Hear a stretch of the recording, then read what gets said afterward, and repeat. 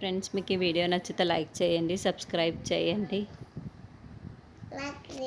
సిద్ధుకి రాజకీయ నాయకుడైన మున్సఫ్ కూతురు కనిష్కకిచ్చి పెళ్లి చేయాలి అని పెద్దవాళ్ళు నిశ్చయించుకుంటారు.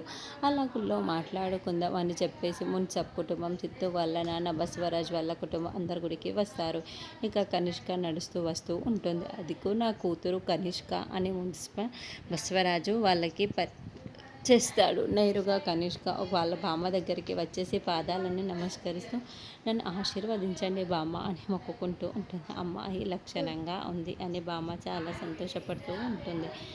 ఇప్పుడు అమ్మాయి మాకు చాలా బాగా నచ్చింది. సిద్ధు అమ్మాయి ఇద్దరు ఒకరినొకరు మాట్లాడుకోవాలి కదా. పూజారి గారు మా సిద్ధుకి ఈ అమ్మాయికి పెళ్లి చేద్దాం అనుకుంటున్నారు. తర్వాత కార్యక్రమం ఏం చేయాలో మీరే చెప్పండి అని బసవరాజు మున్స్వామి అంటాడు. చూడండమ్మా, స్వామి వారి పాదాల దగ్గర శేషవస్త్రం పెట్టి ఉంచాను. అది కనుక అబ్బాయి చేత ఈ అమ్మాయికి ఇప్పించండి. అప్పుడు అంతా మంచి జరుగుతుంది. వీళ్ళ పెళ్ళి నిర్విఘ్నంగా జరిగిపోతుంది అని పూజారి గారు చెబుతారు.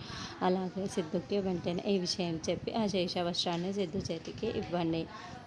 అది కాపోయే పెళ్లి కూతురు అయిన కనిష్కకి సిద్ధు పెళ్లి చేసుకోబోయే ఈ అమ్మాయికి ఇవ్వమని చెప్పండి అని వాళ్ళు మాట్లాడుకుంటూ ఉంటారు.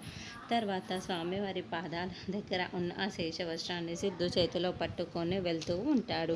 అయితే తులసి కూడా గుడికి వచ్చి అందరికీ కూడా ప్రసాదాలు పెడుతూ ఉంటుంది. గుళ్ళో తులసిని చూసిన సిద్ధు నేరుగా ఆ శేషవస్త్రాన్ని చేతిలో పట్టుకొని క్యూలో వచ్చి నిల్చుంటాడు. సిద్ధు వచ్చి నిల్చోవడంతో ప్రసాదాలు పెడుతున్న తులసి సిద్ధు వైపుకు చాలా షాకింగ్గా చూస్తూ ఉంటుంది. సిద్ధు మరి ఇంకేమీ ఆలోచించకుండా శేషవస్త్రాన్ని తులసి చేతిలో పెట్టేస్తాడు.